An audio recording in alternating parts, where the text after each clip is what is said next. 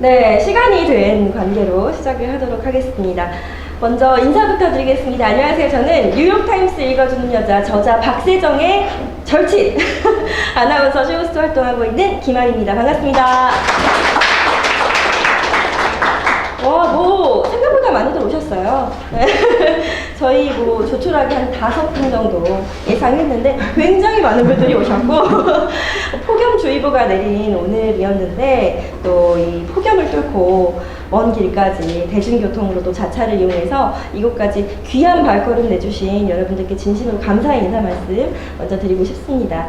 먼저 저는요, 박세정 아나운서랑 올해로 횟수로 13년 차 우정을 지켜오고 있습니다. 바야흐로 2011년 두둥 어느 모 기업에서 함께 일을 하면서 인연을 맺게 됐고요. 그때 뭔가 서로 이렇게 통하는 게 있어서 네, 지금까지 친하게 지내고 있습니다.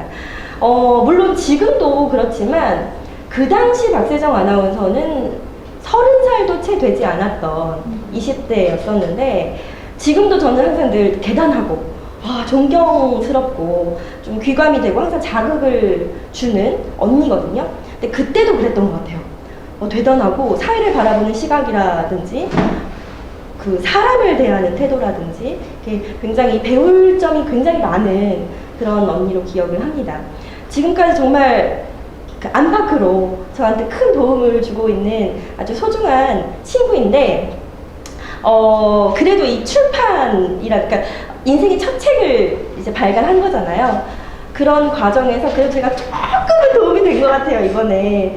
예, 제가 또 출판사 대표님을 연결시켜 드렸는데 또 성공을 해서 책이 딱 출간이 됐거든요. 그래서 저는 개인적으로 사실 이렇게 책을 쓴다는 걸 많은 사람들이 출산의 비유를 하잖아요. 올해 인고 끝에 결과물이 딱 나왔을 때 내 아기 같고 소중하고 그런 느낌을 받는다고 들었는데 저는 책을 써본 적이 없기 때문에 그 마음을 모르겠지만 이런 느낌이었어요. 저는 조카를 얻은 듯한 그런 느낌이었어요. 굉장히 설레고 들뜨고 같이 그랬던 기억이 납니다. 그래서 책 출판 과정의 처음과 끝까지 온 전 과정을 옆에서 고스란히 지켜본 최측근 중 한 명으로서 이렇게 강연회, 북토크 사회를 맡게 된 점 굉장히 영광스럽게 생각하고요. 기쁘고 설레는 마음으로 이 자리에 섰습니다.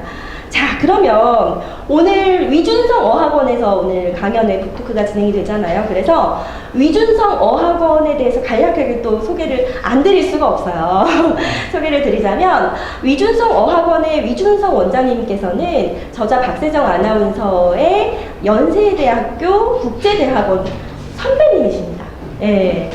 그래서 이곳을 운영하고 계시는데 놀랍게도 대단하신 건 뭐냐면 해외 체류 경험이 없으세요. 순수 국내파이심에도 불구하고 우리나라의 토익, 영어회화에 타키어 강사로 활동을 하고 계시고 또 지금까지 무려 75회 이상 토익 만점 기록 그래서 정말 대단하신 분입니다.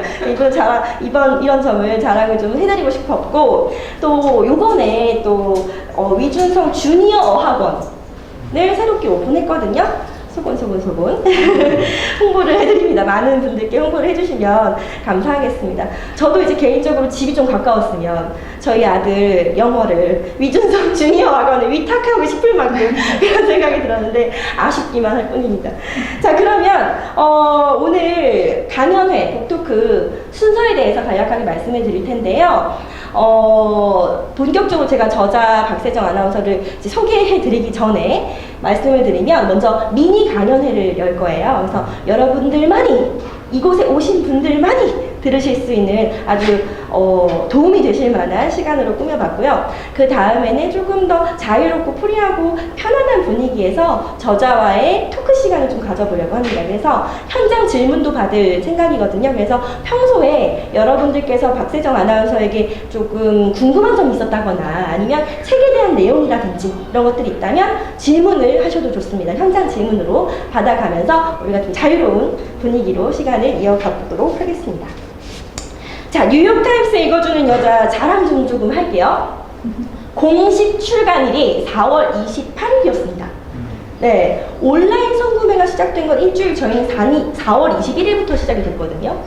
근데 3일 만에 베스트셀러 등극을 했어요. 대단하죠. 네. 근데 더 놀라운 건 정치 사회 분야 책이잖아요. 정치 사회 분야 책에서는 51위까지 올라갔습니다. 와우. 와우. 네. 그리고 그 이후에 3주 동안 계속 베스트셀러를 유지했습니다. 놀랍죠. 그러니까 사실 하루에도 정말 무수히 많은 책들이 출간돼서 나오고 있는 이 시점에서 특히나 인기가 정말 없는 정치사회 분야 책인데 베스트셀러를 3주간 이제 유지를 하게 됐고 51위까지 올랐다는 거는 정말 대단한 기록이 아닐 수가 없습니다. 지금은 조금 내려가긴 했는데요. 다시 올라가요. 네, 그렇죠. 오늘 이후로 또 이렇게 올라가지 않을까라는 생각을 하면서 여러분도 함께 홍보를 해주시기 바랍니다. 자, 그럼 본격적으로 저자를 소개해드리도록 하겠습니다. 국내 최초, 유일 국제뉴스 전문 아나운서입니다. 현재 KBS 시사 프로그램 해볼만한 아침과 KBS 보도국 유튜브인 크랩에서 국제뉴스를 분석하면서 방송을 하고 있고요. 한국경제TV, SBS 비즈, YTN DMB 등 다양한 채널에서 활동을 하고 있습니다. 1200여 건의 정부 포럼, 국제회의를 진행해온 박세정 아나운서를 소개해드리도록 하겠습니다. 우선 이 강연은 짧게 해보려고 그래요. 너무 심각하면 어려우니까. 자, 뉴욕타임스 읽어주는 여자라는 책은 읽어보신 분들은 아시겠지만 2022년 국제사회에서 일어난 굵직한 뉴스들, 팩트를 정리를 하고 그 배경, 결과 좀 분석을 하고 그 다음에 제 논평까지 담은 책이에요. 그러면 이제 이런 의문을 가지실 수가 있죠. 국제 뉴스를 왜 알아야 됩니까? 왜냐하면 지금 우리 먹고 사는 게 너무 힘든데, 먹고 사는 게 너무 힘든데, 지금 당장 더워 죽겠고, 막 에어컨 틀면 전기 많이 나오고, 전기료. 그 다음에 운전할 때 주유비 너무 올라가지고 힘들고, 코인 곤두박질을 치고, 주식 미치겠고, 막 가슴이 조여오는데, 왜 국제뉴스를 알아야 하는가 하는 의문을 가지실 수가 있을 것 같아요. 그래서 그 이유를 간단하게 말씀을 드릴게요. 자, 이게 최근에 났던 기사예요. 알자지라 신문에서 났던 거는 뭐냐면은 이제 일본 후쿠시마 오염수를 해양 방류를 할 것이냐 말 것이냐가 지금 큰 이슈잖아요. 그런데 알자지라에서는 아마 다음 달부터 방류가 될 것 같아요 하고 뉴스를 냈고요. 그 다음에 여기 국제 원자력기구 IAEA에서 직접 보도한 내용인데 우리가 봤더니 그 일본의 계획이 크게 기준에서 벗어나지 않더라, 안전하더라 이렇게 냈습니다. 자, 이것이 우리의 일상에 영향을 끼칠까? 생각해보면요, 실제로 이런 일이 일어나고 있어요. 지금 우리 소금 사재기 하고 있죠. 후쿠시마 오염수가 바다에 방류가 되면 소금 안 된다 그러면서 이제 사서 먹어야 된다. 그렇기 때문에 제 친구도 막 10kg씩 샀다고 하더라고요. 그런데 이게 국내만의 문제는 아닌 게요. 우리 한국에서 이렇게 큰 문제가 있는 걸 CNN에서 또 보도를 합니다. 바로 그 옆에 그런 뉴스예요. 한국의 상황을 봤더니 지금 그 오염수 방류 때문에 소금을 사재기 하더라. 그러면 첫 번째 기사부터 알자지라에서 한 거, 국제원자력기구, 그 다음에 뉴스원, CNN까지 유기적으로 연결이 되어 있습니다. 실제로 국제사회에서 일어나고 있는 굵직한 이슈들이 우리의 일상생활에 영향을 끼친다는 거죠. 다른 예를 하나 또 들어볼게요. 자, 러시아가 우크라이나를 작년 2월에 침공을 했죠. 그런데 우크라이나는 곡물을 수출하는 국가고 러시아는 천연 가스를 수출하는 국가예요. 가장 세계에서 많이. 근데 이제 막 전쟁을 치르니까 미국을 중심으로 해서 국제사회가 러시아를 압박을 하죠. 야, 너 빨리 전쟁 끝내. 안 그러면 우리 제재 들어간다. 너네랑 무역 안 할 거야. 이런 식으로 딱 제재를 했더니 러시아에서 화가 나잖아요. 그래? 어쭈구리? 그러면 우리는 가스 수출 안 할 거야. 이렇게 해서 무슨 일이 일어나냐? 가스비, 기름값이 올라가는 거죠. 에너지 위기가 엄청나게 일어납니다. 그래서 이런 포린 폴리스에서 이런 기사가 나왔어요. 유럽의 에너지 위기는 아마 몇 년 동안 지속될 것 같다. 그래서 실질적으로 어떤 일이 일어나냐? 에펠탑이 원래는 새벽 1시까지 등을 켜는데 밤 10시 반까지만 켜고 꺼버렸어요. 왜? 에너지 값이 올라가니까. 그런데 그러면 우리 일상에는 무슨 일이 있냐? 바로 휘발유, 경유, 기름값이 올라가게 되는 겁니다. 그래서 우리는 이 국제사회 이슈와 정말 동떨어져 지낼 수 없는 너무너무 유기적으로 연결돼서 살아가고 있어요. 그렇기 때문에 국내 뉴스만 따라잡기 너무 힘들다 하시는 분들 계시겠지만 국제 뉴스 절대로 몰라서는 안 됩니다. 그리고 조금 더 실질적인 이유를 한번 드려볼게요. 실제로 면접 논술 시험에 나왔던 거예요. 취업 시장에서, 그리고 대입 시장에서 2021년 광주 MBC 기자 면접에서 현재 국제사회에서 가장 주목받고 있는 이슈는 무엇인가? 이런 질문이 나왔습니다. 자, 그리고 뭐 2013년 KBS에서는 제노포비아의 왜 사례를 알고 있는가? 그때 당시 그 연쇄 살인마 조선족 그 사람이 난리가 났을 때요, 국내에서. 그런데 여기서는 KBS에서는 왜 사례를 알고 있는가 하고 물어봤어요. 국제 이슈를 알아야 취업이 될 수 있다는 거죠. 자, 그 다음에 여기 네 번째 거 보시면 2020년 한국전력공사 면접 시험에서 국제 공중보건 비상사태에 대해서 설명하라, 이게 나왔거든요. 코로나19 팬데믹이 일어나면서 국제 공중보건 비상사태라는 게 딱 떨어졌는데 이게 뭔지, 어떠한 조건을 충족해야 이 사태를 선언하는 건지, 누가 하는 건지, 하고 나면 이 국가들은 어떻게 해야 되는지, 그거에 대해서 직접적으로 물어봤다는 겁니다. 자, 마지막 거 볼게요. 2016년 한국 외대 수시 입학 질문인데요. 역대 미국 대통령이 한 말 중에 기억에 남는 것을 말해보시오. 이런 것까지 나왔습니다. 미치겠죠? 지금 취업준비생 계세요, 혹시? 네, 어쩐지 앞에서 막 거의 울상으로 쳐다보고 계시는데, 이런 거 실제로 면접시험, 논술시험에 나옵니다. 우리는 국내 뉴스만으로 살 수 없는 시대에 이제 살고 있어요. 그리고 국제 이슈를 알았을 때, 그걸 제대로 알고 표현할 수 있을 때 조금은 더 직접적으로 돈도 좀 더 벌 수 있는 그런 사회에 살고 있습니다. 자, 그렇다면 여기에서 이런 질문을 가지실 수가 있죠. 오케이, 그럼 국제뉴스 아는 것까지는 알겠습니다. 그런데 굳이 영자신문을 왜 읽어야 돼요? 왜냐하면 제 책 안에는 영자신문 원문을 가지고 분석하고 해석하는 내용이 들어있거든요. 독자분들께서 너무 좋다, 영어 공부도 되고 좋다, 근데 뭐 굳이 네이버에 치면은 연합뉴스에서 번역한 거 다 나오는데 굳이 영자신문을 왜 읽어야 돼요? 하고 질문하시는 분들이 계십니다. 그 이유를 말씀드릴게요. 자, 몇 달 전이었어요. 미국에서 기밀 문건이 유출이 됐어요. 근데 그 기밀 문건에 무슨 내용이 있었냐면 한국, 우크라이나 정부가 하는 얘기를 다 도청을 했대요. 막 스파이처럼 한 거죠. 그거에 대해서 우리나라에서 한 3주 동안 뉴스를 엄청 때렸습니다. 자, 쿠키뉴스. 우리와 미국이 70년 동맹을 맺었는데 아직도 한국을 감시하다니 이거 너무 큰 문제 아닙니까? 때렸고요. 그 다음에 파이낸셜 투데이에서도 근데 우리 안보 차관은 이렇게 얘기했어. 미국이 큰 나쁜 의도로 한 건 아니래요. 그러면서 미국 감싸네 뭐야? 그러면서 이 안에 막 좌우 난리가 났습니다. 그리고 그 다음에 MBC 뉴스에서는 유출된 기밀 문건에 보니까 한국 포탄 운송 계획까지 포함됐대요. 맙소사 이러면서 엄청나게 큰 이슈인 것처럼 마치 미국의 기밀 문건 유출이 우리나라와 큰 관계가 있는 것처럼 그렇게 엄청 뉴스가 나왔거든요. 그런데 실제로 외신들은 어땠냐?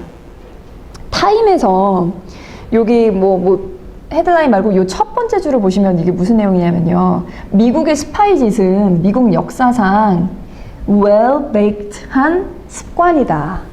well-baked 하면 잘 구워진이라 뜻이잖아요. 근데 이게 이렇게 시사적으로 쓰일 때는 너무너무 흔하게 스며든, 너무너무 반복되는, 그렇게 큰 의미는 없는 이런 뜻이 됩니다. 그러니까 외신들은 대부분 기조가 어땠냐면 기밀문건 유출 알겠어요. 근데 그거 별거 아닌데? 미국 맨날 그러는데? 우리 맨날 스파이 하는데 뭐 이렇게 떠들어요? 이런 식으로 기사가 계속 쭉쭉쭉 나오는 겁니다. 그러면 우리는 국내 뉴스만 봤을 때는 이게 거의 국제사회를 뒤집는 엄청난 사건인 줄 알았죠. 그런데 실제로는 매년 이맘때면 나오는 기사라는 겁니다.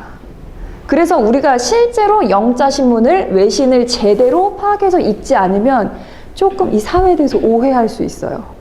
오해하면 무슨 일이 생기느냐? 길게 보면 가치관 형성이 조금 문제가 있을 수도 있지만 짧게 보면 친구들하고 술자리 하는데 쪽팔릴 수 있습니다. 막 아는 척 하는 거예요. 30, 40대 막 소주 마시면서 얘기하죠. 야, 이번에 봤지? 뉴욕타임즈에서 기밀 문건 유출된 거 우리나라랑 지금 난리 났대. 실제로는 그렇지 않거든요. 조금이라도 이 외신 국제사회를 아는 친구들은 그거 매년 일어나는 건데 뭐 얘기하는 거야? 마찬가지로 또 이번에 미국 디폴트 문제 엄청 많이 들어보셨어요, 뉴스에서. 국가 부도가 날 것이다. 이번엔 난리 났다. 엄청 막 시사 프로그램에서 전문가들 모여서 난리가 났거든요. 근데 매년 6월에 일어나는 일이에요. 왜냐면은 6월 첫 주에 그 결정이 되는 거거든요. 우리 뭐 국가 부채, 그러니까 국가가 지는 빚의 양을 늘릴까 말까 이거를 매년 5월에 회의를 해요, 미국에서는. 그래서 별 큰일도 아니고 그냥 그렇게 떠드는 거예요. 그런데 그걸 모르고 만약에 한국전력공사 시험 보셨어요, 우리 취업준비생. 그런데 미국 디폴트 문제에 대해서 어떻게 생각하나요? 그랬는데 제가 이런 뉴스를 봤는데요, 정말 이번에 부도가 날 것 같습니다. 정말 큰일이 나는 거죠.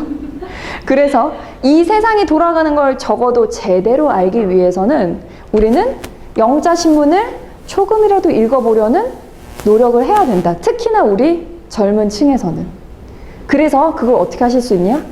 뉴욕타임즈 읽어주는 여자를 통해서 하실 수 있어요. 제가 2022년에 있었던 굵직한 이슈들을 정말 자세하게 풀어놨거든요. 물론 여기 계신 분들 많이 책을 사신 걸로 알고 있지만 저기 카운터에 또 우리 출판사 대표님께서 몇 권 가져다 놓으셨어요. 그리고 국민은행 계좌번호도 이렇게 해놓으셨더라고요. 그래서 책이 필요하신 분은 거기서 구입하시고 제가 사인도 해드릴 수가 있습니다. 자, 그래서 오늘 강연 마무리를 할게요. 우리가 국제사회 이슈를 알아야 되는 이유, 실질적으로는 지금 당장 알아야지 내일 내 기름값 낼 수 있으니까, 그래야 나 주식 코인 안 망하니까. 한 단계 더 나아가면 그래야 내가 세상을 제대로 보고 제대로 된 시선으로 사람들과 소통할 수 있으니까, 세상에 대해 오해하지 않을 수 있으니까. 그런데 조금 더 깊게 들어가면 저는 이런 거라고 생각해요. 작년에 이제 미국에서 낙태권 허용을 했던 예전 70년대 그 헌법재판소의 대법원의 판결을 뒤집는 일이 일어났어요. 그래서 실제로 어떤 일이냐면 이게 73년 CBS 뉴스 화면이고 2022년 CBS 뉴스 화면이에요. 둘 다 백악관 앞에서 앵커가 서서 얘기를 한 건데 73년에는 뭐라고 했냐면 역사적으로 상징적인 판결이 나왔습니다. 낙태권이 합법화됐습니다. 그래서 임신 6개월까지 낙태할 수 있는 권리가 보장이 되는데 이 결정권은 정부가 아니라 여성 자신에게 있게 됩니다. 이런 게 73년에 딱 된 거예요. 생각보다 늦었죠. 미국이 굉장히 자유롭고 앞서가는 나라인 것 같은데. 그런데 2022년 같은 곳에서 새로운 앵커가 이렇게 보도를 합니다. 대법원이 로데 웨이드 판결, 그러니까 그때 그 당시 판결을 뒤집었습니다. 이로써 여성의 합법적인 낙태권은 더 이상 보장되지 않습니다.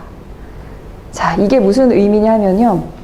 뭐 애를 마음대로 지워라, 뭐 마라 이런 얘기가 아니라 낙태권이 보장이 안 된다는 건 낙태를 한 사람이 처벌을 받고 징역을 살 수 있다는 얘기가 되는 거예요. 불법이 되는 거니까. 이런 것이 지금 2022년 이 사회에서 가장 앞서가고 있다는 이 국제사회 리더인 미국에서 일어나고 있습니다. 적어도 우리가 이런 사안에 대해서 알고 화도 내고 고민도 하고 논쟁도 할 수 있는 그런 시선으로 살아가야 하지 않을까. 우리 한 명 한 명이 그렇게 살아가게 되면 결국은 이 사회가 조금은 1cm 정도라도 살아가기 나은 세상이 되지 않을까 하는 바람입니다. 그래서 여러분께서 저의 책을 보시고 이런 고민을 조금 시작하셨으면 좋겠어요. 오늘 강연은 여기까지 할게요. 이 뉴욕타임스 읽어주는 여자를 읽으니까요, 1년간의 국제 뉴스가 이런 이슈들이 있었구나가 한눈에 확 들어옵니다. 그런데 더 재밌는 건 그게 어렵지가 않아요. 생각보다 술술술술 읽혀서 1시간 만에 다 읽었어요. 네. 잘 썼다는 건가? 그 말이에요. 네. 딱 그 말이에요. 네, 정말 간결하게 잘 정리가 되어 있고, 또 우리가 생각해 볼 만한 이슈, 이런 생각들을 스스로 한번 생각해 볼 수 있는 계기가 충분히 되실 겁니다. 그래서 정말 추천드리고, 그 내용 안에 이 낙태권도 있었어요. 그래서 저도 지금 강연을 보면서 맞아, 미국이 낙태권을 폐지했다고? 책을 보면서 놀랐거든요. 사실 그냥 언뜻 생각하기에도 낙태권을 폐지했다는 것 자체가 굉장히 시대 역행적인 사고잖아요. 그래서 우리가 일단 낙태권에 대해서 한번 얘기를 해볼까요? 낙태권 얘기가 그래요? 나오니까 좋아요. 여러분은 어떻게 생각하세요? 왜냐하면 낙태권이 늘 찬성한다, 뭐 반대한다, 뭐 이런 걸 떠나서 사실 폐지가 되면 낙태를 할 수가 없어요. 근데 낙태권이 있는 합법인 상황에서는 낙태를 할 수가 있죠. 어떤 게 맞는 걸까요? 진짜 갑자기 의견을 한번 받아볼까요? 닭이 먼저냐, 뭐 달걀이 먼저냐, 뭐 이런 이슈일 수도 있겠으나 맞아. 솔직히 솔직히 까놓고 말해서 정말로 낙태권을 찬성하게 되면 부작용도 있을 수 있지 않을까요? 그렇죠. 그런 거에 대해서 생각 안 해보셨어요? 생명 경시. 그리고 뭐 아이가 다 손발이 있는데 뱃속에서 그렇죠. 태아에게는 그것도 뭐 생명이네. 그게 없느냐. 그러면은 이제 막 낙태 수술을 남용하는 일이 생길 수 있다. 우선 그러면은 제 개인적인 의견을 말씀드려보면 저는 이제 그냥 인권법에 의해서 생각을 해봤을 때 이 자연인의 권리, 인권이라는 건 세상에 태어난 이후부터 존재하기 시작합니다. 태아에겐 인권이 없어요.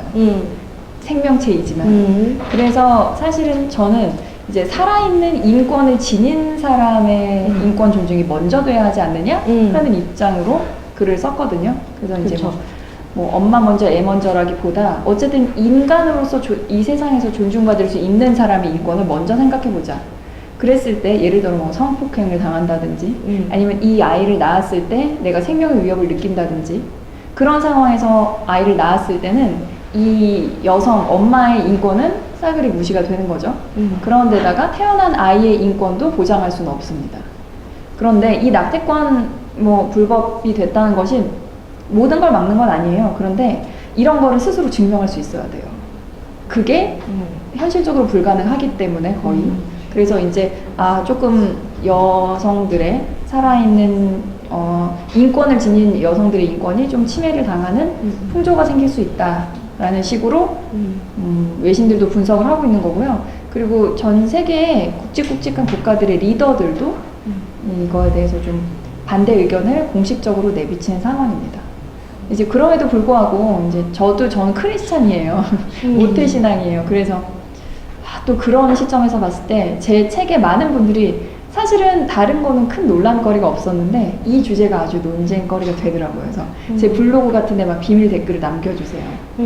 나는 하나님의 자녀로서 이런 얘기를 하는 당신의 생각을 모르겠다 뭐 이런 식으로 그 부분도 또 이해가 되는 부분이긴 하죠.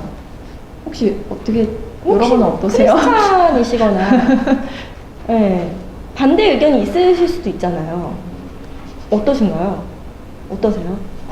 그 남용이랑 이제 부작용은 나중 일이라고 생각하고 어쨌든 낙태법 자체가 만들어지게 된 게 여성 인권을 존중하기 위해 생긴 법이라고 생각을 해서 그거를 남용하고 이제 부작용이 생기지 않게 노력하는 거는 저희의 몫이라고 생각해요. 다음 문제다. 일리 있는 말씀입니다. 결론적으로 낙태권은 있어야 한다. 네. 필요하다고 필요하다. 네. 또 혹시 갑자기 이런 우리 진지한 근데 왜 낙태권을 폐지한 거예요, 그러면? 미국은? 지금 2022년에 뭐 제 의견이 정답이 아닐 수는 있습니다만 제가 어쨌든 국제 시사를 연구하는 사람으로서 봤을 때는 그냥 정치 싸움이다 이렇게 생각을 합니다. 왜냐면 미국에서 우리나라도 사실 좌우 싸움이 심하잖아요. 우리나라 정말 작은 것도 다 그렇게 싸우죠. 그런데 미국에서 아주 극심하게 우냐 좌냐 싸우는 그 문제 몇 개가 있는데 총기 소유하고 낙태권 이런 게 아주 대표적인 문제예요. 그런데 이때 당시 대법관 9명 중에 6명이 트럼프 전 대통령 시절에 임명이 된 사람이었고 그 사람들이 다 손을 들었기 때문에 이렇게 뒤집힌 거거든요. 그래서 좀 안타깝죠. 왜냐면 물론 이 깊은 의미를 가지고 정말 사회에서 논쟁이 일어나서 이런 결과가 나왔다면은 이해할 수 있겠지만 그 국민들의 마음을 활용하는 조금 악용하는 정치인들의 권력 다툼에 인권과 연결된 직결된 문제가 이용당했다는 생각이 커요. 제 생각에는. 이런 이야기가 책에 나와 있어요. 나와 있어요. 이런 주제들이 정부 싸움의 도구로 활용되고 있는 실정이 네. 매우 안타깝다라는 논조로 적혀 있습니다. 그래서 아차 그렇구나 싶으면서 저도 독자의 한 사람으로서 이렇게 네. 읽었거든요. 근데 사실은 조금 무겁기도 하지만 이런 주제들이 보통 이제 아나운서 출신 저자분들께서 좀 그래도 말랑말랑한 질문을 좀 드려볼게요. 네네. 보통 에세이를 많이 쓰시거든요. 네. 아니면 뭐 스피치 커뮤니케이션 네. 뭐 이런 것들의 책들을 많이 쓰시는데 국제 이슈를 분석했단 말이죠. 어떻게 보면 굉장히 어려운 네. 주제로 책을 쓰셨어요. 이유가 있으실까요? 우선은 여러 출판사들이 에세이를 쓰자고 제안을 많이 해주셨어요. 몇 년 동안. 이제 저는 거절을 해왔던 거는 뭐 내가 김혜자 선생님도 아니고 내가 뭐라고 불특정 다수에게 위로를 드릴 수 있을까. 그리고 저는 뭐 그렇게 뭐 삶의 굴곡이 있었던 것도 아니고 크게 좀 설득력이 없다고 생각이 들었어요. 그리고 개인적으로 저는 그런 에세이를 조금 좋아하진 않습니다. 그냥 뭐 대충 따뜻한 말 이렇게 던져가지고 팔아먹는 거 아니야? 뭐 이런 식으로 생각하는 면도 있었기 때문에 나는 그래도 알맹이가 있는 돈값을 하는 책을 써야겠다. 그런 생각을 했는데 어쨌든 제가 이쪽 뉴스를 많이 방송에서 다루다 보니 이쪽에 이제 전문성을 좀 인정을 받게 됐고 그러면 이때부터 좀 책을 써야겠구나. 그래서 여러 출판사를 이제 대화를 하다가 많은 출판사들은 이제 조금 그 수익적인 면을 생각하셔서 그러면 국제뉴스 넣으면서 에세이를 섞읍시다. 뭐 아나운서가 어떻게 됐는지 뭐 이런 걸 써자고 했는데 제가 다 거절을 하다가 우리 싱크 스마트의 대표님께서 이런 뜻에 동의를 해주셔서 너무 감사하게도 책을 썼고요. 물론 뭐 제 책이 와 대박이에요 이렇게 말씀드리기는 힘들지만 적어도 자신 있게 말씀드릴 수 있는 건 허투루 대충 쓴 책은 아니고 엄청난 연구와 노력의 결과물이고 조금 검증된 얘기가 들어있다. 이 정도는 말씀드릴 수 있을 것 같아요. 그렇게 느꼈어요, 저도. 그래요? 네, 책을 읽고 정말 허투루 쓰지 않았구나. 여러분 다 읽으셔야 돼요. 네, 읽고 오셨어야죠. 정말 촘촘히 분석을 잘 해놨구나 라는 생각을 했습니다. 이런 그 국제사회에 대한 이슈에 특별히 관심을 갖게 된 계기가 있었어요? 활동을 하면서? 있었어요. 이게 왜냐면 우선은 제가 25살 때부터 방송을 시작했는데 그때부터 제가 영어를 구사할 수 있기 때문에 영어 방송도 뭐 하면서 이렇게 흘러가다 보니까 국제회의 진행을 많이 하게 되더라고요. 국제회의 진행을 하는데 2015년인가 16년인가 가을에 MC를 야외에서 보는데 이제 바람이 불면서 그 대본이 날아가 버렸어요. 근데 이제 뭐 어떡해요. 그래서 그냥 좀 짬밥으로 때웠죠. 때워서 잘 지나가긴 했거든요. 근데 그날 약간 현타가 온 거예요, 제가. 뭐야 이거 나 이거 주제에 대해서 제대로 깊이 알지도 못하고 말빨로 때우고 있었구나. 그래 놓고 내가 뭐 국제뉴스, 뭐 국제회의 MC 이런 걸로 이렇게 돈을 벌어먹고 있었던 거야? 이 생각이 딱 들면서 안 되겠다. 이거 좀 제대로 가야겠다. 그래서 국내에서 가장 빡세다는 연세대학교 국제학대학원에 들어갔어요. 저 위준성 원장님께서 선배님이시기 때문에 저 어떻게 해요? 했더니 이거 해야 돼! 막 그래서 그때 제가 또 나이도 많으니까 제가 왜냐면 2020년에 졸업했거든요? 그러니까 완전 뭐 일하다가 중간에 갔으니까 토익 점수가 없잖아요? 있을 리가 없지. 그리고 갑자기 선생님 어떻게 나 토익 빨리 맞춰받아야 돼. 그리고 선생님이 어떻게 이래갖고 막 강의를 막 보내주셔가지고 이제 그걸로 해서 막 점수를 받아서 들어갔어요. 그래서 들어가서 공부를 하다 보니 처음엔 이제 엄마한테 나 장학금 받을 거야 이랬지만 무슨 장학금 겨우겨우 따라가서 졸업만 겨우 했지.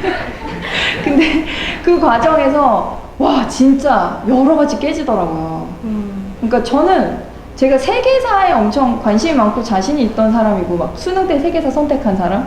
근데 2차 세계대전부터 이 국제사회 무슨 시작인데 저는 암기했던 것들이 그 국제학대학원에 가보니 여기는 이제 외국인 친구들이 80%거든요. 영어로 다 수업을 하고 다 자신들의 역사니까 엄청 깊이 있게 알고 있더라고요. 거기서 내가 와 완전 딱 뒤통수를 맞고 그리고 논문을 쓰는데 정말 제 수준이 그냥 드러났죠 밑바닥이. 그래서 그때 정말 막 고통스럽게 공부를 많이 하고 그리고 특히나 국제 인권 수업을 들으면서 그 폴란드 교수님과 울면서 아프가니스탄 영상 보면서 맨날 울고 막 쓰고 이러면서 조금 제가 이쪽으로 파야겠다 하서 조금 세상에 메시지를 던져야겠다 그렇게 시작을 한 것 같아요. 저도 기억이 나요. 한참 대학원 다니실 때 이제 종종 통화를 하면 나 지금 일도 해야 되고 공부도 해야 되고 막 하루하루 치여 살았던 그 시절이 저도 떠오릅니다. 그리고 어떨 때는 그 젠더 관련 연구하지 않으셨어요? 맞아요. 제가 네. 성소수자의 인권 이쪽에 대해서 연구를 했거든요. 그리고 네. 그때 친하게 지내게 된 트랜스젠더 친구도 있고 게이 커플도 있고 지금 친하게 지내고 네. 있어요. 많이 도움이 됐습니다. 그 재밌어요. 옆에 여러 이슈들을 허리가 많아가지고 저도 참 뒷동향을 많이 들었던 기억이 납니다. 그러니까 보니까 어렸을 때부터 세계사에 관심이 있었다고 하신 거 보니까 이런 류의 뉴스에 관심이 있었던 것 같아요. 딱히 뭐 2000 그때 뭐 행사를 하면서 대본이 날아가서라기보다는 네. 그쵸? 맞아요. 스며들었던 것 같은데. 어렸을 때는 그러니까 저희 아빠가 지금 이제 돌아가신 지 13년이 됐는데 언론사 신문 기자를 한 20년 이상 하셨고 칼럼니스트로 오래 일을 하셨어요. 그러니까 이제 저를 언론 꿈나무로 키우겠다고 중학생 때부터 억지로 신문 스크랩을 시키셔가지고 이제 억지로 그때 뭐 국내 뉴스만 했죠. 그래서 아빠가 막 균형 잡히게 봐야 된다 그래서 중앙일보랑 한겨레를 같이 봐야 된다. 그래서 막 칼럼 막 너무 하기 싫은 거 이렇게 억지로 하다 보니까 이제 어떻게 그쪽에 뭐 관심이 생기게 되고 그랬는데 이제 고3 때 영어 공부해야지 그리고 이제 CNN 뉴스를 조금 이렇게 멋있게 보기 시작했죠. 그때 잘 알아듣지 못했지만 근데 그러면서 약간 제가 이거 이상하다 왜 여기 지금 중앙일보에 이렇게 놨는데 여기 이렇게 놨지? 라는 의문이 그때부터 생기기 시작했어요. 뭐야 왜 CNN에서 다르게 얘기하지? 그럼 다른 데도 다르게 얘기하나? 그래서 그때는 막 인터넷이 활성화된 때도 아니니까 막 뉴욕타임즈, 뭐 월스트리트저널 이런 거 구독해가지고 보면서 이거 왜 이 단어 이렇게 썼지? 그때부터 시작이 된 것 같아요. 그래서 이제 혼자만의 고민이죠. 누구도 알아주지 않지만 이거 왜 이렇게 된 거야? 이거 왜 우리나라에서 이렇게 쓴 거야? 누가 뻥친 거야? 이걸로 시작을 했고 근데 그러다가 이제 25살 때부터 방송사에서 아나운서로 일을 하다 보니 좀 더 실체를 파악하게 된 거죠. 그래서 물론 뭐 언론이다 뭐 거지다 이럴 수는 없지만 그리고 어느 쪽은 막 진실로 어느 쪽은 거짓입니다 할 수는 없지만 그 안에서 균형 잡힌 시각으로 읽는 건 중요하겠다 그런 생각을 하게 됐고 그래서 이제 제가 초반에는 저도 힘이 없잖아요. 그냥 섭외 받아서 뭐 돈 버는 거니까. 근데 지금은 그래도 이 업계에서 자리를 잡았고 저를 이제 제가 원하는 대로 불러주시니 지금은 좀 목소리를 낼 수 있어요. 그래서 KBS 방송에서도 이제 제가 논평을 막 하거든요. 아침마다 그 국제 뉴스 이런 게 있었습니다 정하고 나서 이제 제 의견을 막 붙여요. 처음에는 이제 본부장님이 박세정 쟤 왜 저러냐 쟤 저거 빨리 뉴스만 단신처럼 전하고 끝내라고 해라. 그리고 작가님하고 PD님이 저한테 세정씨 그거 논평하면 안 될 것 같아 해서 네 알겠습니다 그리고 다음날 또 했어. 그래서 죄송해요 그러고 또 했어. 근데 시청자분들의 반응이 오기 시작했어요. 너무 좋습니다. 그래서 결국은 어떻게 됐냐면 이제 우리 본부장님이 박세정 너무 잘한다. 제 마음대로 하라 그래. 그래서 지금은 본부장님 믿고 제 마음대로 하고 있거든요. 근데 이게 저는 영향력을 끼치고 있다고 생각하고 적어도 뭐 제 의견을 막 설득할 생각은 없어요. 시청자들. 대신 이건 알려드리고 싶은 거예요. 여러분 이 뉴스 이렇게 났죠? 외신에서 이렇게 났지롱. 어떻게 보실라고? 이거 정도는 문제 제기를 하고 싶은 거예요. 그 정도는 하고 있습니다. 그래서 화요일, 목요일 7번에서 7시 30분에 KBS 봐주세요. 아니 이렇게 리뷰가 무섭습니다, 여러분. 그래서 뉴욕타임스 읽어주는 여자 책도 여러분의 리뷰가 필요합니다. 여러분. 국제뉴스 어렵지 않아요? 네, 그런 식으로. 오늘 사진도 많이 찍으셔서 네. 인스타에 올리시고 네. 인스타 팔로우도 다 해주시고 본부장의 그 논조가 다 바뀌었다는 거는 그렇죠. 엄청난 겁니다, 정말. 보통이 아닌 근성이 아니면 저 같으면 네 알겠습니다 하고 얘기 안 했을 것 같아요. 네, 정말 대단하다. 우겨서. 그렇죠. 네, 항상 하고 있습니다. 그래서 어쨌든 지금까지 이제 자리를 잡으셨고 될성구른 나무가 떡잎부터 알아본다는 그런 속담이 전 떠올랐는데 좀 남다르긴 하셨던 것 같아요. 어렸을 때부터. 그렇죠? 관심 분야 자체가 보통의 아이들과는 좀 맞잖아요. 네, 자신감을 가지세요. 네, 그런 생각이 들었는데 실제로 이런 국제 이슈에 관심을 갖다 보니까 이제 취업 전선에서라든지 여러 면접을 또 거쳐 왔을 거 아닙니까? 네. 그 과정에서 정말 도움이 받았던 경험이 실제로 있는지도 궁금해요. 저 진짜 있어요. 왜냐면 제가 02학번이고 한국 외대 영어과를 들어갔는데 그때 수시로 들어갔거든요. 수시 2학기. 근데 수시 2학기는 그러니까 외대 영어과가 엄청 세요. 그래서 내신도 막 다 1등급이어야 되고 수능도 이제 다 합격을 했을 때 모든 게 막 1, 2등급 안에 나와야 되는데 이제 저는 수능에서 수학을 40점 받았기 때문에 위기가 아주 있었던 상황이거든요. 근데 그때 당시 이제 김대중 전 대통령 시절인데 햇볕 정책에 대해서 어떻게 생각하느냐는 질문이 나왔어요. 수시 면접에서. 근데 저는 신문 스크랩을 하고 있었잖아요. 뭔가 대답을 했고 그때 교수님께서 학생은 말 진짜 잘한다. 커서 아나운서 되면 되겠다. 아직도 생각이 나는 답변입니다. 그래서 나중에 이제 영어과 이제 교수님 친해지었고 말씀을 들었을 때 그때 면접발로 네가 올라왔잖아 이 얘기를 하시더라고요. 그러니까 점수가 좀 부족했던 거죠. 근데 그런 경험이 있었고 그 다음에 또 실제로 뭐가 있었냐면 요거는 이제 제가 MBC 당시 아나운서 시험 보고 떨어지긴 했지만 실질적으로는 그런데 제가 끝까지 최종 면접까지 갔던 게 27살 때거든요. 근데 그때 얘기를 들어보니 필기를 저 혼자 만점을 받았고 그리고 면접에서 그때 당시 칠레 광부들 33명이 탄광총에 떨어져 있었던 근데 그때 5명이서 면접을 같이 보는데 아나운서 후보생들이 몇 명이 빠졌나요? 근데 저 혼자 대답을 했어요. 그래서 나중에 최종 면접에 그 말씀을 하시더라고요. 네가 그런 알맹이가 있어서 뽑았는데 근데 너 너무 지금 기자 같아. 조금 더 말랑해져서 왔으면 좋겠다. 그러고 떨어졌던 기억이 있고요. 그래서 최종적으로 2007년에 제가 전국 케이블 TV 아나운서 공채에서 이제 합격을 해서 아나운서 일을 시작하게 된 건데 그때도 저를 올려줬던 질문이 있었어요. 그때 당시 2007년이면 서브프라임 모기지론 이런 게 엄청났을 때예요. 막 미국에서 좀 신용등급 낮은 분들의 주택, 담보대출 이런 것들이 막 망가져서 나중에 2008년 글로벌 경제 막 문제까지 위기까지 왔던 그 문제인데 그때 당시에 서브프라임 모기지론에 대해서 어떻게 생각하냐는 면접 질문을 받았어요. 그런데 모든 학생들이 당연히 정답을 얘기했겠죠. 다 알고 있는 얘기니까.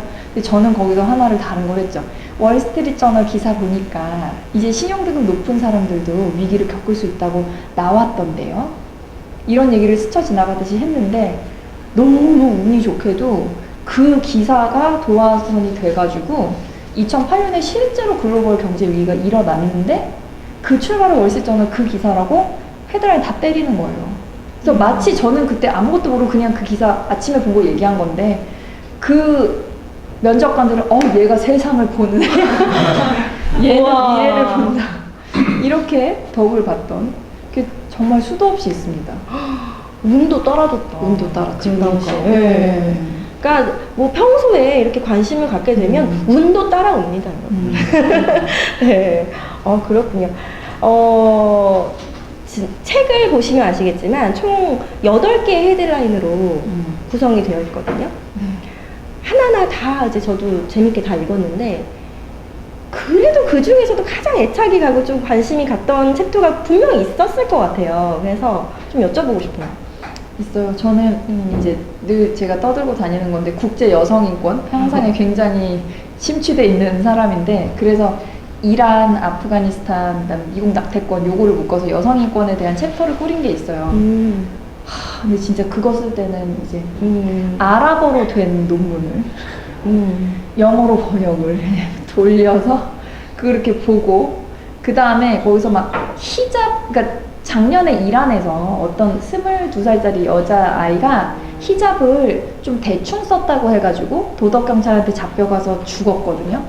그래서 이란 전국에서 와 여성 인권 이러면서 이제 시위가 일어났어요. 그래서 그게 정말 큰 이슈인데, 그래서 제가 그래서 히잡에 대해서 도대체 어떻게 코란에 어떻게 써 있는 거야, 제대로라는 게 뭐길래 어떻게 썼길래 죽인 거야를 찾으려고 아랍권 그 히잡 그 박사님이 계세요. 이란 문화 박사, 캐나다에 계신데 이제 이란 분인데 그분이 만든 유튜브 채널에 영상 40개 달았어요.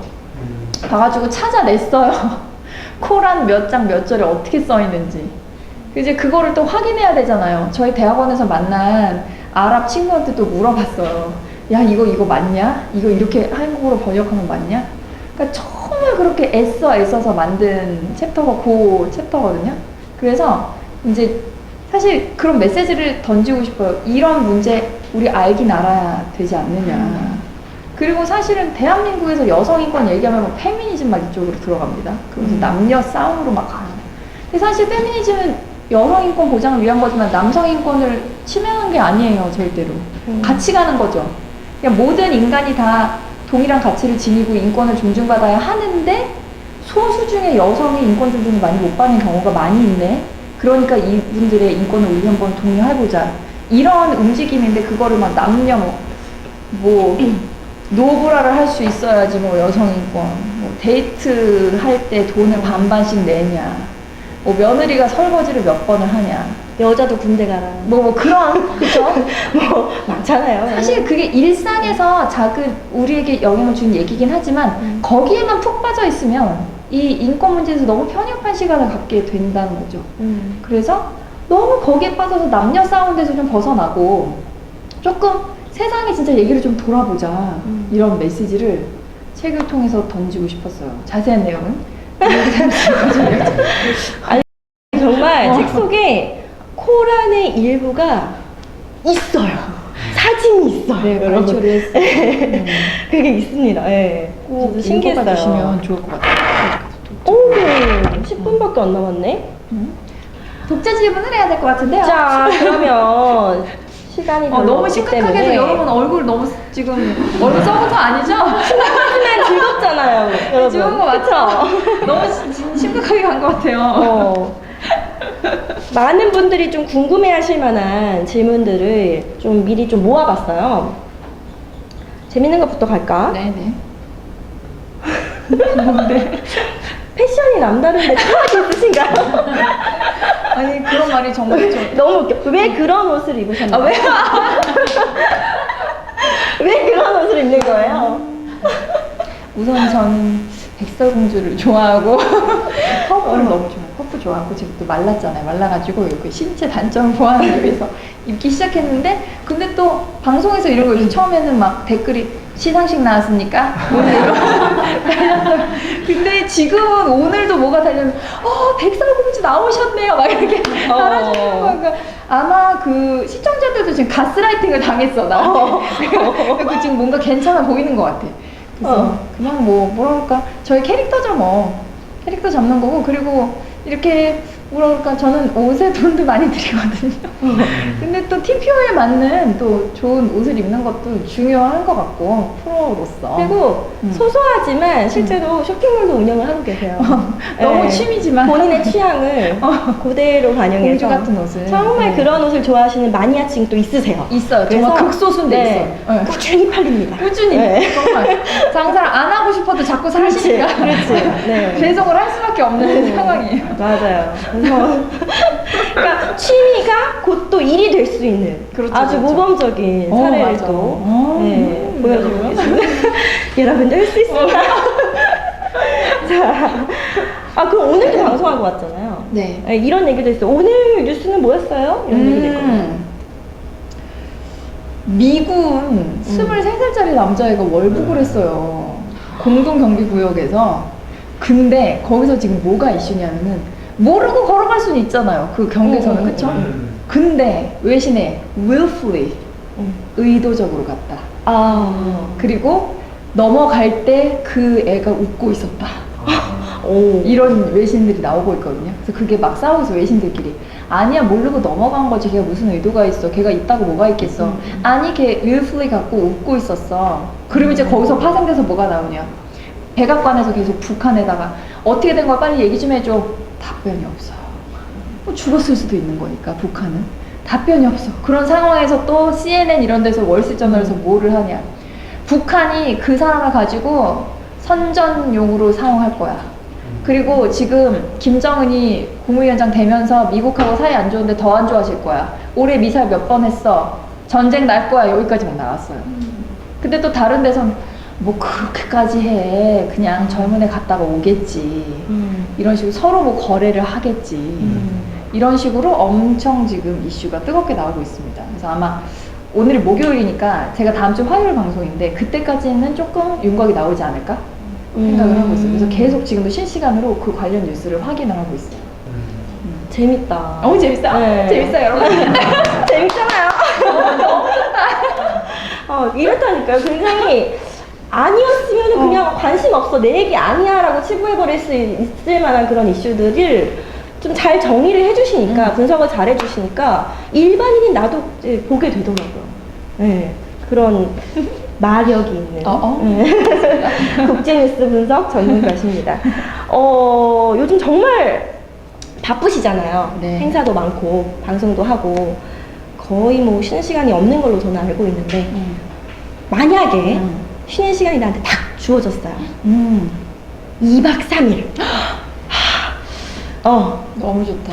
가장 하고 싶은 건 뭐예요? 우선 신랑이랑 푸바오를 보러 갈 거야. 푸바오를 너무 에버랜드? 보고 싶어요. 네. 푸바오 미치겠어. 저 요새 그냥 일상이 자기 전에 푸바오 영상 1시간씩 보는 거예요. 판다. 너무 귀여워. 지금 100kg잖아요. 너무 귀여워. 엉덩이 두방이. 푸공주. 그래서 이제 푸바오를 실제로 보고 2박 3일? 너무 좋네. 그러면은 우선 첫째 날은 잠을 잘 거야. 하루 종일 잘 거고요. 네. 둘째 날 푸바오 보고 셋째 날은 뭐 할까? 떨려. 어떻게 떨려? 어떻게 완전 쌩 놀 수 있어? 막 다른 거 준비 안 해도 돼? 안 해도 돼. 그냥 어. 자유시간만. 그러면은 막 이제 번역도 안 해도 되고 안 해도 되지. 안 막 해도 되지. 자유시간. 자기 개발도 안 해도 되고 안 해도 되지. 아유. 아, 근데 자기 개발이 취미시면 그거 하셔도 되죠. 그죠? 그러면 넷플릭스 못 본 걸 좀 그렇지. 요즘 네. 재밌는 거 얼마나 많은데요. 그러니까 저 오징어 게임도 15분짜리 요약본으로 봤거든요. 네, 그러니까, 그러니까 미치겠어. 그게 얼마나 재밌어요. 봐야겠다. 너무 재밌어요. 네. 봐야겠어. 알겠습니다. 여러분은 질문이 없으실까? 오, 있다. 좋다. 네. 네. 그 사회 이제 진행하시는데 준비를 이제 하시잖아요. 네. 그러면 이제 어떤 과정을 얼마나 뭐 번역 이런 거를 좀 하루에 시간을 얼마나 할애를 하시는지 또 어떤 준비를 하시는지가 좀 궁금해졌어요. 구체적으로 궁금하시나 보다. 아무래도 준비를 하고 계시기 때문에. 네, 평소에 네. 방송할 때요. 네네. 우선은 그 KBS 방송을 예를 들어서 보면은 매 시간 이제 시간이 날 때마다 외신 들어가서 이제 봐요. 무슨 이슈가 있는지. 그리고 인스타그램 같은 거 팔로우를 다 하고 있으니까 그 페이지만 들어가서 맨날 보고 이제 괜찮은 게 핫하다 싶으면 다 캡처를 해놔요. 그런 다음에 이제 자기 전에 만약에 내일 방송이다 하면은 오늘 한 저녁 7시에서 9시 사이면은 다 끝나거든요, 사실은. 특별한 건 새벽에 또 나와요. 그래서 그때 쫙 그거를 비교해서 봐요. 예를 들어 적어도 한 이슈당 기사 3개 정도? 이렇게 막 비교해서 보고 그거 좀 내용을 정리해서 써놓고 그 다음에 한 11시쯤 이제 자고 다음날 3시 반에 일어나서 5시 정도에 도착해요, KBS에. 그리고 그때부터 6시 20분이 원고 마감이거든요. 그래서 어제 썼던 걸 바탕으로 해서 조금 수정할 거 업데이트된 거 하고 그 다음에 새로운 거 막 새벽에 막 뭐 FOMC 결과 이런 거 새벽에 뜨니까 그걸 또 추가를 해서 막 번역을 해서 이제 그때는 거의 초인적인 힘으로 막 내 뇌가 어떻게 이렇게 돌아가나 막 이 정도로 막 해서 이제 하고 자막 원고까지 마무리를 한 다음에 그 다음에 이제 원고를 넘기고 분장 받고 준비하면서 방송을 하는 거고요. 근데 만약에 방송하기 직전에 뭐가 또 뜬다. 그럼 이제 제가 말씀을 드려갖고 피디님한테 나 지금 이거를 적용을 하고 싶다. 그러면 이제 바로 여기 뭐 기사 캡처해갖고 여기 전자칠판에 해가지고 바로 이렇게 하고 그런 식으로 하고 있어요. 어떻게 답변이 되셨나요? 촘촘한 과정이 있죠. 네, 생각보다. 그래서 많은 분들이 왜 우리 프리랜서 방송인들 뭐 회당 얼마 받고 행사를 하면 얼마 뭐 이런 거에 많이들 포커스 돼서 물어들 보시는데 사실 엄청난 준비를 하고 들어가는 거기 때문에 그게 뭐 1시간짜리 방송이든 2시간짜리 행사든 그건 중요하지 않은 것 같습니다. 맞아요. 정말 빡세게 그 표본이에요. 빡센 삶의 표본. 빡센 삶의 그럴 수 표본. 맞아요. 지금 언니 네. 우리 유럽 언니 네. 네덜란드에서 오셨어요? 네. 멀리서 오셨어요. 정말 고생. 살고 있고 박수성 아나운서 팬이에요. 저도 이제 해외에서 10년 이상 살다 보니까 한국의 뉴스를 볼 때랑 그리고 외신에서 나오는 뉴스들을 봤을 때 어떤 톤이나 이런 논조들이 굉장히 다를 때가 있거든요. 근데 한국에서는 그렇게 보면은 약간 듣고 싶은 거, 밀어보고 싶은 것들에 대해서 이렇게 뭐 여론이 호도될 때가 있어요. 그 외신 같은 경우에는 그렇지 않을 경우들이 있는데, 근데 일반적으로 영어에 익숙하지 않고 사실 그렇게 막 관심이 있지 않은 경우에 외신을 전체적으로 읽고 그 어떤 톤앤 매너를 이해하고 논조를 이해하는 게 사실은 쉽지는 않거든요. 네. 그래서 그런 점에 있어서 일반적으로 그냥 평범한 대한민국의 사람들이 외신을 편하게 접할 수 있게 한다면 어떤 방법들을 좀 추천해주고 싶으신지 그리고 저희가 전문적으로 뉴스를 분석하는 사람들은 아니니까 뭐 알자지라 읽었다가 그다음에 뉴욕타임스 그렇죠. 읽었다가 이렇게 막 모든 걸 분석을 할 수는 없는데 혹시 정말 한 이 정도 한 두세 개 정도는 항상 좀 스탠다드한 논조를 항상 보이고 있다라고 한다면 혹시 개인적으로 어떤 부분을 좀 읽어보면 좋겠다라고 짚어주시면 취업을 아까 준비하시는 맞아요. 네. 도움이 될 것 같아요. 저 같은 경우에는 뭐 해커스 같은 경우에서 뜨는 AP 뉴스 같은 거를 가끔씩 이제 한번 이렇게 몰아서 쫙 한번 읽어볼 때가 있긴 있거든요. 네네네네. 그래서 전문가시니까 그런 부분을 좀 팁을 주시면 아까 강연에서도 영자신문은 좀 읽기를 네. 추천합니다라고 말씀하셨잖아요. 근데 사실 맞아요. 영자신문 어떻게 읽어야 돼? 라고 생각하시는 분들 많으실 것 같아요. 우선은 큰 답변부터 드리면 이제 사실 모든 분들이 국제 이슈를 영자신문을 보실 수는 없기 때문에 그래서 저 같은 사람이 존재하는 거거든요. 왜냐하면 제가 그거를 대신해서 전 국민이 보는 방송국에서 얘기를 하고 있는 거잖아요. 그런데 이런 롤이 대한민국에 없어요, 지금. 그러니까 방송국에서 이런 롤을 해서, 왜냐면은 돈을 주고 써야 되는데 이게 시청률이 나오겠어? 라고 생각을 하기 때문에 지금 KBS 해볼만한 아침에 저랑 이제 제 후배가 또 하고 있는데 그 둘이 끝이고요. 다른 방송국에서는 뉴욕 증시만 해요. 그러니까 국제뉴스를 하는 게 없어요. 그런데 제가 아침에 그거를 분석을 해서 내놓으면 오후에 모든 방송국이 그걸 다 따서 똑같이 전해요. 뭐 MBC, JTBC 다 똑같이 그냥 제가 쓴 기사가 한 토시도 안 틀리고 그냥 하더라고요. 그러니까 이런 니즈가 좀 있다는 거를 표현해 주셔야 돼요. 우선은 시청자분들의 입장에서. 그래야 조금 더 균형 잡힌 거를 덜 수고 들어서 보실 수 있고, 그 다음에 영어 공부도 그렇고 좀 영자신문을 보고 싶다, 그 다음에 뭐 취업 준비를 제대로 하고 싶다 하시는 분들에게는 우선은 그 로이터 통신이 제일 빠르고 그건 통신사기 때문에 AP통신 말씀하신 것처럼 같은 느낌이에요. 바로바로 나오거든요. 그래서 그거로는 팩트 체크를 하시고, 그 다음에 주요 언론사가 어떻게 쓰냐고 보는데 뉴욕타임즈가 색깔이 좀 강해요. 그래서 이제 진보적인 성향이 강한 매체이거든요. 그래서 그거를 보시면 조금 재밌는 거를 또 보실 수 있고, 그 다음에 사실은 그 반대로 보수적인 성향이 강한 매체라고 보이는 게 잘은 없어요, 요새는. 옛날 막 폭스랑 싸우고 이렇게 했는데 지금은 그렇지가 않거든요. 그래서 저는 로이터로 팩트 확인을 하고 뉴욕타임즈를 보고 알자지라를 오히려 봐요. 그러니까 뭐 BBC, CNN처럼 메인급이 아닌 것 같은데 정말 다른 세상의 얘기잖아요. 영어판이 있거든요. 그거로 또 새로운 시각으로 써주더라고요. 그래서 만약에 3개만 딱 본다면 그 정도로 보는 게 좋지 않을까 싶고, 그 다음에 로이터에 갑자기 가서 막 할 수는 없잖아요. 그래서 그냥 네이버에 이제 뭐 이번에 미군 병사 이런 걸 치면은 트래비스 킹이에요, 걔 이름이. 그러면은 구글에 가서 그냥 트래비스 킹을 영어로 쓰신 다음에 뉴스를 클릭하면은 거기 기사들이 쫙 나와요. 그 중에서 로이터만 하나 딱 건져가지고 그거를 보시면 팩트 체크까지는 수월하게 할 수 있다. 이렇게 답변 드릴게요. 그렇습니다. 뭐 근데 그 과정도 쉽지만은 않죠. 솔직히 그렇죠. 말하면. 맞아요. 그래서 저는 개인적으로 그냥 매년 뉴욕타임스 읽어주는 여자가 나왔으면 좋겠어요. 그럼 쉽잖아요. 그냥 그것만 읽으면 정말 되잖아요. 가장 오늘 거의 이 북토크에 꽂힌 얘기를 그렇죠. 하셨는데 제가 이거 매년 쓸 계획을 하고 있거든요. 와우. 근데 그러려면 이제 출판사에서 책을 내주시는 건데 이게 책이 안 팔리면 막 빚쟁이로 막 내주실 수 없는 거기 때문에 그래도 이제 여러분께서 적극적으로 구매를 해주시고 홍보를 해주셨을 때 이 권이 세상에 나올 수 있다. 그런 뭐 베스트셀러 그러면 내려갔지만 공약을 우리가 한번 들어볼까요? 공약. 우리가 내년에도 낼 수 있게끔 우리가 리뷰 부대를 조금 동원해볼게 라고 한다면 뭐 저는 뭐 욕심 없이 그냥 한 10쇄 뭐 이 정도 생각하는데 10쇄 와 지금 1쇄 안 끝났죠? 1쇄 안 끝났어. 아직 안 끝났어.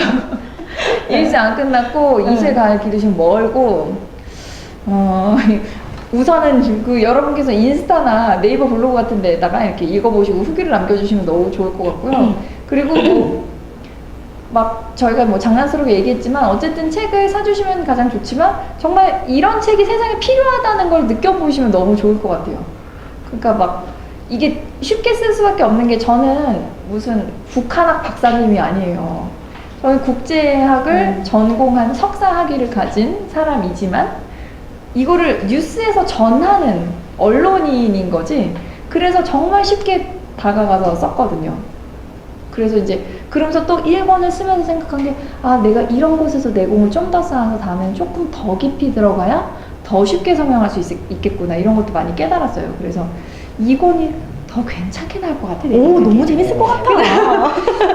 지금 막 벌써부터 기사를 하고 기대되네. 있거든요. 내전도 막 시리즈로 하고 막 지금 그림. 그래요? 어머. 그러니까. 근데 신기한 건 뭔지 아세요, 여러분? 이 박세정 아나운서는 생각하면 해요.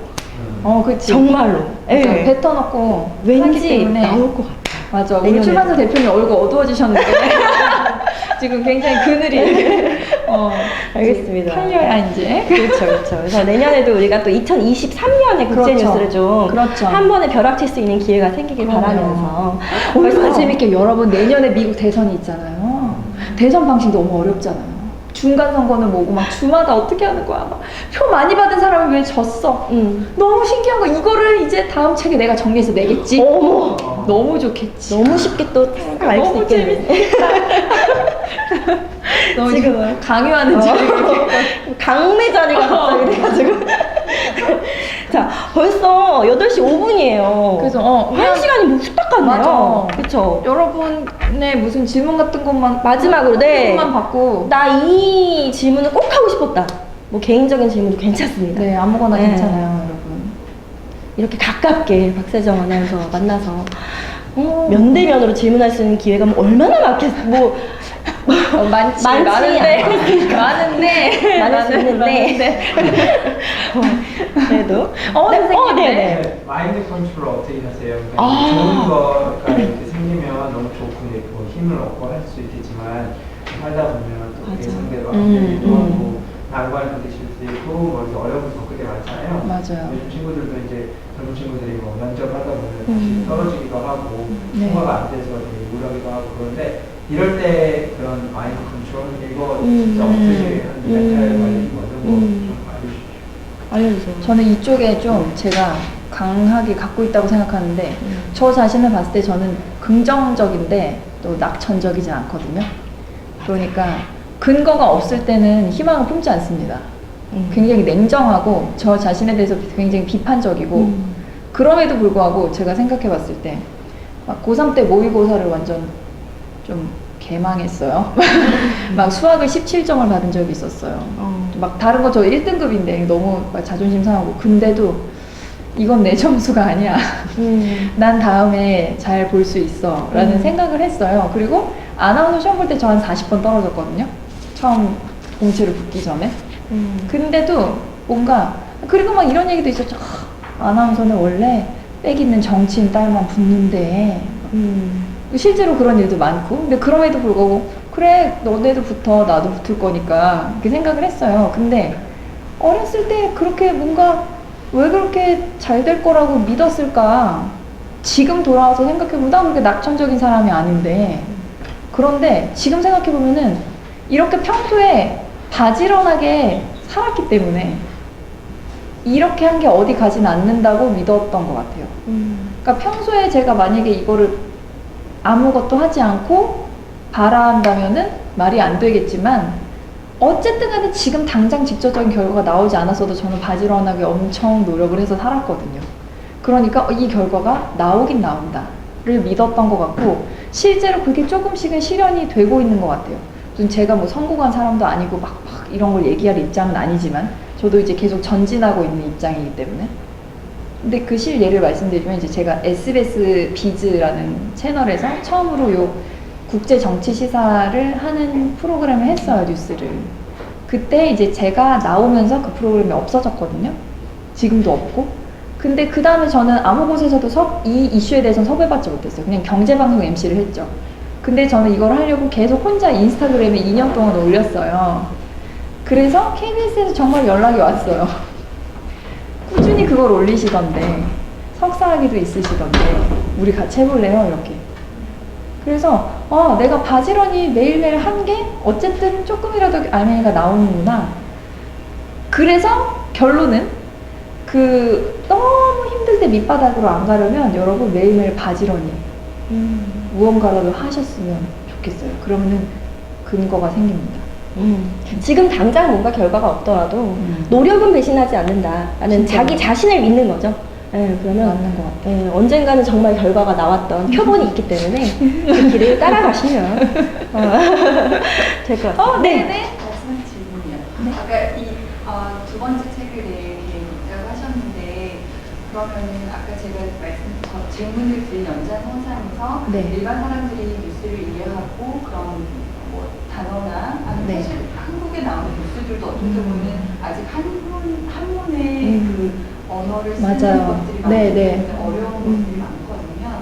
근데 지금 미춘성 어학원에서도 이렇게 하고 계시니까 조금 더 학습적으로 뭔가 취업을 준비하는 학생들이나 네. 아니면은 또 직업과 관련돼서 아니면 정말 또 영어 공부를 더 잘하고 싶어서 이런 부분에 좀 미니 강의를 해주신다거나 네, 네, 아니면은 좀 책 외에 또 부수적으로 요 정도의 기본 단어나 요 정도의 뭐 프레이즈 정도는 이해해야지 기본적인 외신을 이해할 수 있다. 뭐 이런 식으로 좀 한번 짚어주실 수 있는 기회를 드리면 좋을 것 같다는 생각이 그러네요.